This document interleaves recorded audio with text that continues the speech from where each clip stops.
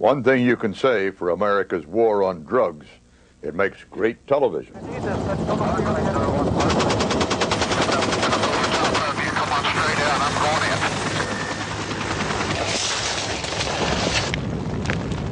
The Clinton administration is putting new emphasis on trying to stamp out drugs right in the countries where they grow.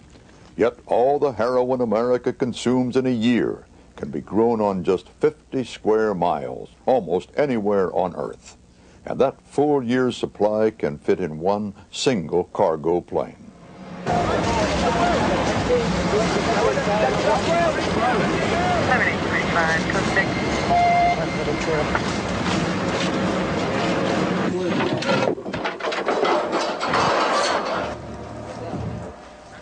For every kilogram of drugs intercepted at our borders, it's estimated that at least 9 kilograms get through.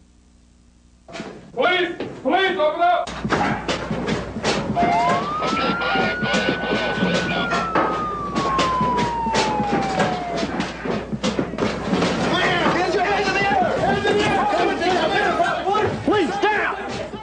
On March 25, 1994, Boston police, executing a no-knock drug warrant, burst in on an elderly black minister, wrestled him to the floor, and handcuffed him. 5 minutes later, he died of a heart attack. No drugs were found. Police said an informant had given them bad information. Good evening. 81 years ago, in 1914, America declared war on drugs, passing this nation's first law against narcotics.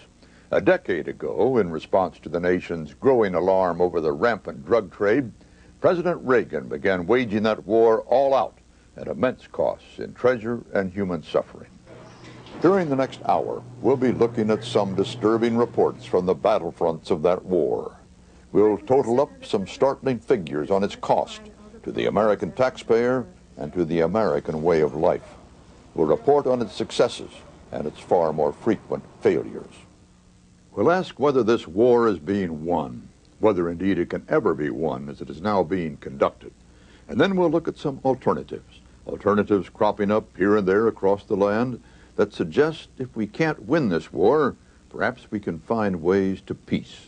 That's the subject of tonight's Cronkite Report, The Drug Dilemma, War or Peace.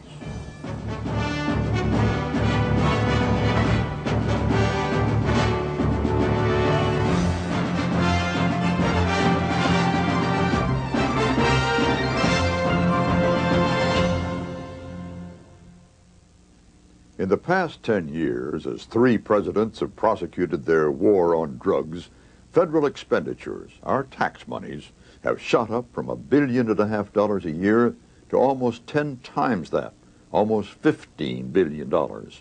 It's estimated that over those same 10 years, federal, state, and local governments together have spent $150 billion of our dollars fighting drugs.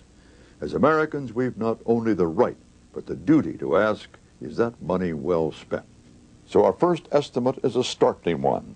Of the 260 million Americans now alive, 77 million of us, almost a third, have tried drugs at least once in our lifetimes. And the government estimates that almost 40 million Americans continue to use drugs right now, today, at least once a year. 10 years into the all-out war, America has the highest rate of drug use per capita in the industrialized world. There's at least some good news. Casual drug use, that's Americans who use narcotics irregularly, every few weeks or so, largely white, middle and upper class cocaine users, has dropped steadily since 1985, from 22 million to around 12 million. That's a reduction of almost half. But the hard core of America's drug abusers, some 2.7 million people who use illicit drugs more than once a week, has remained undiminished year in, year out.